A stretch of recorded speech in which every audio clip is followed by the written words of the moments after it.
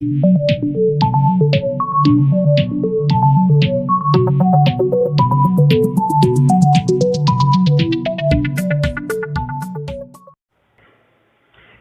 Student, concepts of physics में आपका स्वागत है।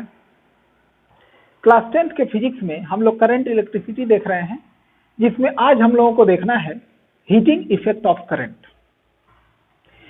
हम लोग जानते हैं कि जब किसी कंडक्टर से करंट गुजरता है तो कंडक्टर हीट प्रोड्यूस करता है। जरा इस बात को समझेंगे। जैसे हीटर का कॉइल है,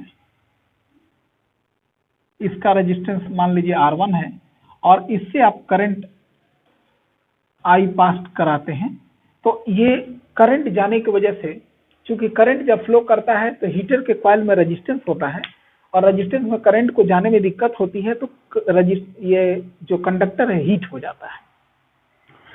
यानी कि परिणाम क्या हुआ कि जब किसी रेजिस्टेंस वायर से करंट गुजरता है तो रेजिस्टेंस वायर हीट हो जाता है। बल्ब में भी ये चीज आपको देखने को मिलेगा। बल्ब में आप देखेंगे, बल्ब में टंगस्टन का फिलामेंट होता है, उसमें भी हाई रेजिस्टेंस होता है। उसमें एक बल्ब से जब करंट पास करवाते हैं तो बल्ब का जो टंगस्टन फिलामेंट है वो इतना हाई टेम्परेचर पे आ जाता है कि उस हाई टेम्परेचर पर आने के बाद ये ग्लो करना स्टार्ट हो जाता है। हीटर का कॉइल भी, उसका भी टेम्परेचर हाई होता है, लेकिन उसका टेम्परेचर बल्ब के फिलामेंट इतना हाई नहीं होता है, इसीलिए ये रेडिश ग्लो करता है हीटर का कॉइल, जबकि बल्ब काफी ब्राइट ग्लो करता है क्योंकि इसका फिलामेंट बहुत ज्यादा हीट हो गया। यानी परिणाम क्या हमें मिला कि जब भी किसी रेजिस्टेंस वायर से, यानी जब भी किसी कंडक्टर से जिसमें रेजिस्टेंस हो, उससे अगर करंट पास कराया जाए तो वो कंडक्टर हीट हो जाता है। जरा देखें heating effect of current. When A current flows through a high resistance wire, then it becomes very hot. This effect is called heating effect of current.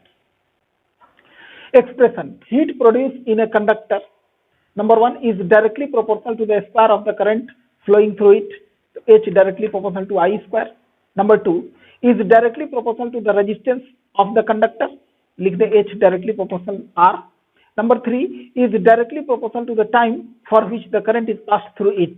यानी करंट कितनी देर तक कंडक्टर से पास कराया गया उतना ही ज्यादा हीट प्रोड्यूस होगा, यानी H directly proportional to T।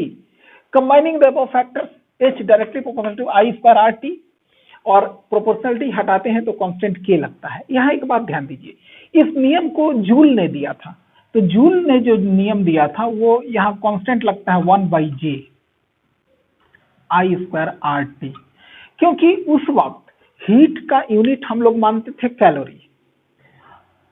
तो ये जो कांस्टेंट 1/J है और यहाँ J का वैल्यू दिया गया है 4.2 J का वैल्यू है, तो इसमें 4.2 जूल पर कैलोरी, तो 4.2 जूल पर कैलोरी।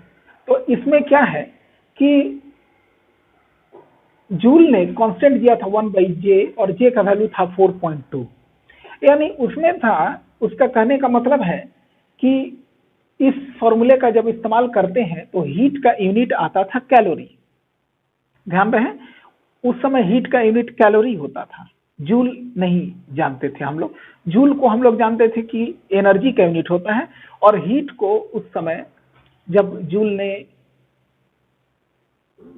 शुरुआत किया था, जूल ने ही सबसे पहले बताया था कि हीट भी एक तरह का एनर्जी है, और एनर्जी और हीट में रिलेशन दिया था, और उसके हिसाब से उन्होंने ये रिलेशन दिया था कि 1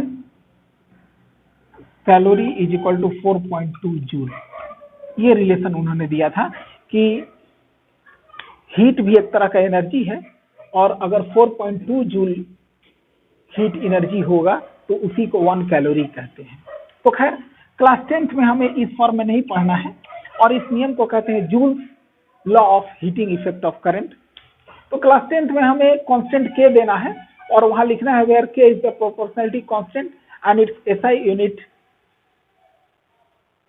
and in SI unit its value is 1। K का वैल्यू 1 दे देना है हमें, और अब फाइनल फॉर्मूला हो गया H is equal to I square R T.